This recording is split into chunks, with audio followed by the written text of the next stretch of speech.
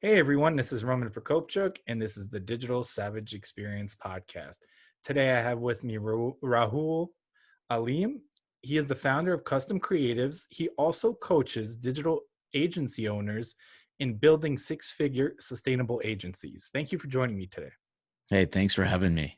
My pleasure. So tell me a little bit about your journey. How did you get to where you are today? You know what? Back in the days, I used to play soccer very competitively, and that was my calling. I thought I was going to go pro, and that was my number one dream ever. And then one day I was playing a pickup game, injured my knee, tore my ACL, just never recovered the same.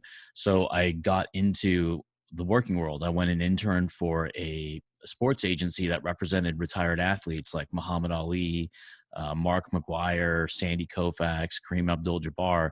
So I got to understand like what the business world was really like. And my job as an intern was really like cold calling and trying to get people to hire these people for speaking engagements, signings, and all kinds of like public appearances. So I really cut my teeth early, and I didn't realize I was cutting my teeth early because I thought that was my calling. I'm like, I'm going to work here for the rest of my life. But then I forgot one thing. I had to go to college still, right? And they wanted me to have some sort of education. So went back to college, ended up leaving college earlier than I graduated. So I never finished. But that internship was like a pivotal point because I got to be around the greatest athletes around the world to ever exist. And it allowed me to kind of have that tenacity to kind of like start my own company. Now, before I started my company, I went to a company called realtor.com, and I was on the sales floor, and I was probably, there was 120 salespeople, and I wasn't even in the top 120. There were probably like the admin people were better at sales than me. So I started grinding, started listening to the best people on the floor, learning from the managers, staying late, working weekends, reading books, just on sales. And then next thing you know, I went from out of the top 120 to the top 10 in a matter of a few months. And then I left after just under 2 years to start a company called Custom Creatives. And our sole mission and our vision was to help real estate agents, because after working for realtor.com, we saw a lot of gaps, especially in technology. And that's how we came about. We just saw a flaw and in a niche, and we went after it, and then it worked out. I mean, we didn't really know what we were doing. It was me and a partner at the time. I bought him out within the first year and a half of the company. And then next thing you know, my former employer, realtor.com, became our biggest client 3 years after starting the business. Yeah, I think it's one of those things where you get into it's unexpected. I mean, right now with the global, situation, people really losing their jobs are in situations where they may need to pivot, or like you said, they may have thought they're going to go into athletics and then they have a career-ending injury, and it's one of those things. It's like, do you feel bad about like for yourself or your situation, or do you kind of figure out what to pivot and trying to learn or figure out what's also you're passionate about? So not everyone has the luxury of doing what they're passionate about in terms of getting paid for it. So I think it's important when you figure out or you become something good at, that kind of coincides as well. And I think it's important that you kind of niche down. Obviously some companies and some agencies serve a clientele in different industries, but I think as a result of working at realtor.com, you saw there was a need in that industry and you capitalize on it. So I think that's an awesome strategy as well. Yeah, that was super helpful just because when I left the company, I left with good graces. I never burned a bridge. That was something I learned from my family and the values they brought me up with. And that was just a godsend for us, just because we were able to kind of just like call the real estate agents. We had their blessings that we were endorsed by them if people ever asked about who we were. That was early on in our careers. And next thing you know, I mean, just the best relationship we could possibly have, and the best kind of like compliment we could have had was them hiring us as their official like quote unquote marketing vendor. Yeah, that's awesome. I mean, I worked for different companies moving up where it was very niche. So, like the legal vertical, so small, medium, large size law firms across the country, then pharma and life sciences, financial services. And I think I learned something from each of those that I can take and apply to different industries that may not be doing that specific strategy, but it would work there too. So I think it's important to whatever you're learning, not be afraid of trying it, or at least figuring out if it makes sense from an audience standpoint, from an ROI standpoint for your client or campaign, because there's a lot of things that people are afraid of trying, but it will work and you can get great results just because no one did it in that industry before.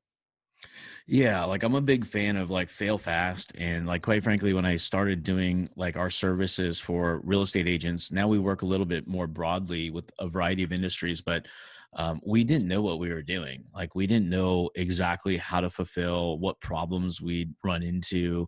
I mean, heck, when we're starting a company, we're like, we got to get the internet because everything was given to us, like systems, trainers, anything you needed was just like at a snap of at your fingers, and you got it. So starting the business was like definitely interesting in the sense that honestly we had no clue what we were doing. We didn't have designers, developers, or anything, but that was part of our product suite. We just went out and said, hey, would you buy this from us if we fulfilled it, and here's what potential pricing would be, and here's what the outcomes would be. And people were saying yes, so we're kind of like preceding the market. And then we'd call them back a couple days, a week later, and just say, hey, we're actually going forward with this, we just need to get payment from you, we're going to have you as a beta client. And then we launched it, and then we just went on Google, found some developers, designers, and then we just partnered with them. They were our contractors. And then as we started getting volume and a lot of clients, that's when we started to hire in-house. So we just controlled our costs. We didn't really stress out about can we do it, can't we do it. We just had the tenacity to think like we'll just figure it out.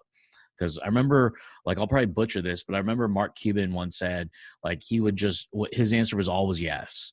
It was just like, if he thought he could figure it out, the answer was yes. And I remember hearing that. And I'm like, you know what? I'm just going to say the same thing. Yes. And then we'll just figure it out because we can just stay up all night and not sleep until we got a solution because we felt like we were onto something at the time, and it worked out really well for our favor. Yeah, I agree. And I think building or scaling a agency, if you do say yes, you have, like you said, you can use contractors. Obviously, there's a lot of talented people in the US and globally in terms of a global market that put out good work that you can utilize and then scale as you see fit to either outsource and grow that outsource team or bring certain key accounts or everything in-house. So it's like you're in control of your own destiny. 100%. I agree. So, what motivates you to succeed? Obviously, those motivations may have changed over time, but what currently motivates you to succeed? You know what? I mean, just wanting to be better. I think like that's one of the once you reach a goal, you want to reach another goal. And I've been running an agency for about 15 years now. So not only my next goal is to kind of like allow somebody else to steer the ship. And while I kind of have multiple streams of diversified income that my agency allowed me to kind of build, I've been able to build into like an investment portfolio, a real estate portfolio, and other streams. So that's really kind of at the heart of it all. We work so hard. We help so many clients. We hire and employ a great team. And that goes for all the agencies and all the business owners out there. But what motivates me is just kind of getting to that next level and freeing up more and more time. But then essentially, when you free up more time, you just do bigger and different things. Yeah, I agree. And is that decision because like it's the right decision, or is that because you're comfortable now kind of giving the reins to someone else? Because I know in the beginning, starting a company or as you go, I mean, it's your baby. So you don't want to necessarily let go. You want to manage everything. You want to be part of everything. So is it just because of, you want to move on to the next thing and you've kind of like done other things, invested in other things and have other passions? Or is it like you're ready, you're comfortable, and you're kind of good to go? You know what? I think I'm ready, and I've built a team around me that also feels ready. And we've been planning for this for about a year. So I mean, I've kind of been vocal about it, saying, "Hey, my job is to kind of be away from the team as much as possible." So I've done my best to kind of take away that entrepreneur hat and not micromanage and want it all and be just all in the day to day grind, to allow the team to kind of succeed and be creative and make their own mistakes, around like my leadership and my partner's leadership. And that's kind of what we've been planning for in the recent months more and more, is how to get myself out of it so I can kind of take a step back. And I don't mean I'm going to be leaving my own agency. It just allows the team to kind of run it without my day-to-day mentorship or leadership. But also at the same time, knowing me, I'd probably be more involved than ever, in this agency. Just because that's just my nature. I'll probably end up doing more business development and partner development, but the goal is allow me to kind of be stepping away. Yeah, that's kind of like the ideal situation. So, what's one thing you may have seen as a weakness in yourself in the past, that you've turned around and utilized as a strength today? You know what? It was a strength and it became my weakness. Like when I was playing sports, I was the captain for many years and I got to lead the team. And then when I started my company, I almost treated it like I was Allen Iverson, kind of like a one-man show. Just give me the rock and I don't need anybody. So I think that was my original weakness, was my aggression to want to just do things flawlessly, perfectly, and didn't allow other people the time and space early in my career. So that weakness, just being a one-man show, and it came about. I had about 15 or so people in my local office and about 18 or so overseas. And my director of marketing put together this little game. And he's like, well, if you guys could pick an athlete that you would compare yourself to, what would it be? And he had already written down Allen Iverson as my choice. And he thought I was going to pick like Kobe Bryant, like just for my own like leadership, because I was our favorite player. But that kind of opened everything up to say, hey, you need to be a team player. These are people that are working their asses off for you. You got to give back. You got to give them the rock. Let everybody be free. So that was kind of my first weakness that I really, probably the hardest weakness that I had to overcome, which is a big ego shot where people are telling you like, hey, by you doing it alone or thinking you need to do it alone, you're hurting the whole team. Yeah, I agree. I think as a leader, it's hard to do sometimes, and you want to kind of take everything on and own everything, but you can't truly get to where you need to get and focus on the things that add the max value. If you're in everything and micromanaging, you're just going to burn yourself out because you have to identify, well, me personally, in terms of the key things where you add the most value and what you're passionate about. And then everything virtually, in one way or another, can be delegated out to someone. There's a lot of stuff that can be automated. There's a lot of things where you can find other people just as experienced as you to undertake that, where you focus on either whatever your passions are, whatever that biggest needle move for your businesses, or obviously if you have the ideal situation where it's both. Yeah, totally. And just overcomplicating things is something that can easily come up. And it's just really taking a step back and just simplifying things. Like, what's the fastest path to your goal without putting as much friction in the middle? Because I think we forget that simplicity is the best and complexity makes it obviously much more difficult and challenging. And the Costco Kirkland CEO said something about his Costco warehouses, where he's like, I spent millions of dollars how to like just making our warehouses look this simple.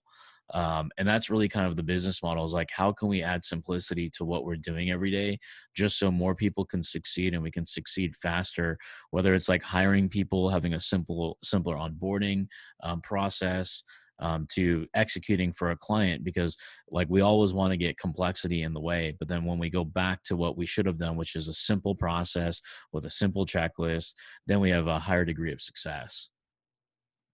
Yeah, I agree. I think that same principle falls in line launching a company or product. People overthink it and then don't want to launch it, want to make it perfect, add all these bells and whistles where you don't necessarily know what may be wrong with it. You haven't gotten it in the market to test and what the actual market wants. So it's one of those things where, figure it out, figure out what you can delegate, and then obviously develop a process. Develop a process, a series of tasks and what to do in terms of actually scaling, because essentially taking all that burden on, you can never really grow or scale because you're undertaking everything and can never really get it out there in that sense. Totally. And just to echo on top of that, like when you guys are running your companies out there, then you are entrepreneurs or whatnot, have checklists, simple checklists of little tasks that you can literally delegate as you grow and scale.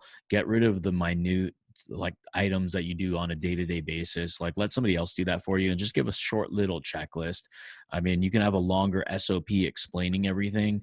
I mean, one of the things we do is we have a checklist category and saying like check these boxes off for this task, and then we have a longer like SOP, the standard operating procedure, explaining it.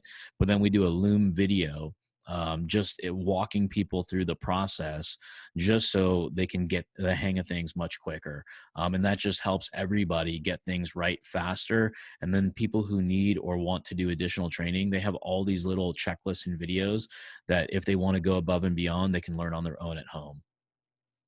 Yeah, I think that's important for internal training and onboarding because then, you have something that's uniform and can be scaled, but it doesn't have to mean that that's the only way to do it. Eventually, over time, you may hire someone, you may put someone in a leadership role that may find a way of doing something better or adding something to the process. And obviously, it's an ever-changing and refining moment. But like you said, having all those resources internally really helps get everybody on the same page and to scale as well.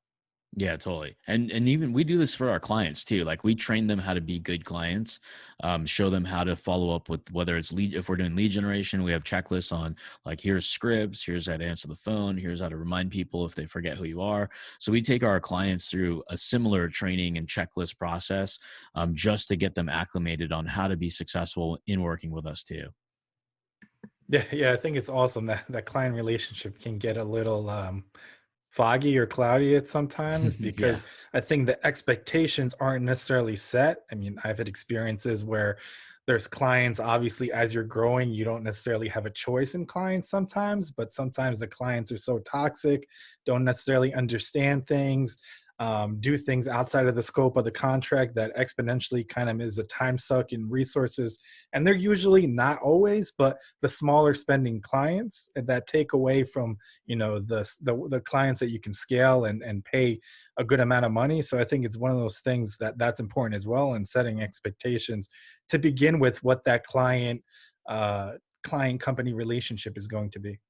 No, totally. Like, yeah, that client relationship is so imperative because it's part of your business, and yeah, we're all going to pick up bad clients along the way, and it's good to kind of either like deboard those clients if they're gonna like if you're gonna be sleeping and thinking about them in the middle of the night. I think we've had those before. We've had some recently where we've deboarded them in a polite walk away fashion where all parties win, all parties feel good, all parties can come back and chat or refer business one to one another. So we're a big fan of taking care of the clients, being open and transparent, and really kind of since we're going to be doing this for a long period of time, we want to do what we love and hang out with people that we want to hang out with. And our clients are just part of the team. They just happen to be the ones paying our bills and being kind enough to trust in us to grow their business. So we definitely want to have a good relationship. And we always peg things as like long term. We're going to first start dating, then we're going to get engaged, then we're going to get married. And all that really means is the contractual value goes up and up and up, and then we have a deeper, more intimate relationship. Yeah, I agree. So what's one piece of advice you could leave with the audience, personal or professional? Well, professionally, I would say we're all in the hospitality industry. Don't forget that. The customer is not always right. We're not always right, but we're always leading with hospitality. I mean, we always want to take care of them. If they're paying us money, we want to treat it like our own. And that's how we tell all of our team. That's what we even tell the clients themselves is that we're here to serve you and we're here to be a team and a team player. So it sounds corny as it may. It's just worked with us for so long because one of the things I teach our team, the very first thing really that I teach our team is that we provide two values. Number one is the value and the result that we get for the client so they actually make an ROI. The second value is the relationship and the customer service that we develop with them.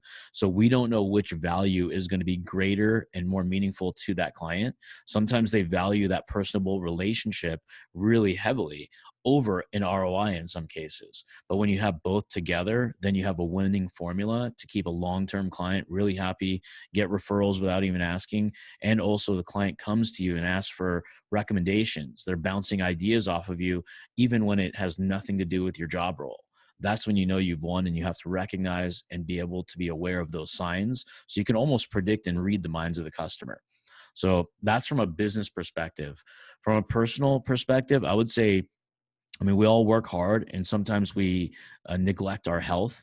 I would say go work out, get some exercise, meditate, maybe educate yourself, read a book. I'm not a big fan of reading, but I am of exercise. And I know that that's been a big part of like my mindset and my focus day to day. If I go a week or two without working out or I eat terrible, then it reflects in my work and my habits and my mood. But when I'm working out, eating healthier, my energy peaks are higher. My longevity in my day feels longer. I can work harder. I'm in a better mood. I'm more polite. So that, and plus, we do all of this to live, right? We're not living to work. At the end of the day, like we don't want to be so stressed out that it's affecting our sleep patterns or our day to day lives, our relationships with people. So I think that health is the most important thing because without that, we can't even work anyways. Yeah, I agree. And I think that the business side, I think it's important just at the end of the day to understand that we're all human and being a human and a good person because, your experience sometimes as an agency, you may be going through something internally or your employees, going through something personal or professional and same with clients as well. So you never know what your clients are going through and really kind of anticipating their needs ahead of time goes a long way, I think, as well. So they really appreciate that, giving things when they don't necessarily expect it in terms of a more in-depth report. I think people are often surprised in terms of like the little things, how you can do something super simple that they can appreciate and it can go, a long way. And then on the personal side, I think it's really important to have good habits or something that's like a release or something that helps you to refocus and recalibrate every day. Obviously, exercise, diet, things of that nature add clarity and kind of focus as well. But whatever that happens to be, like you said, pray, meditate, taking just 5-10 minutes to yourself and just like silence to kind of recoup. Because I mean, it doesn't matter who you are these days or in general, like people do get overwhelmed, and it's important to kind of like get in your lane and focus on the things that are important and figure it out rather than kind of with everything going on in 2020 going into 2021. I think people are just experiencing a high level of anxiety. Yeah, definitely. I mean, get around, surround yourself around people that are positive, stay mind strong, stay focused on the one thing that can really help move the needle in your business. I mean, that really comes, I mean, focus is probably the most important word in business because it's so easy to have a million ideas, but it's hard to execute on the one that's going to make you the revenue or change the dynamic of your business.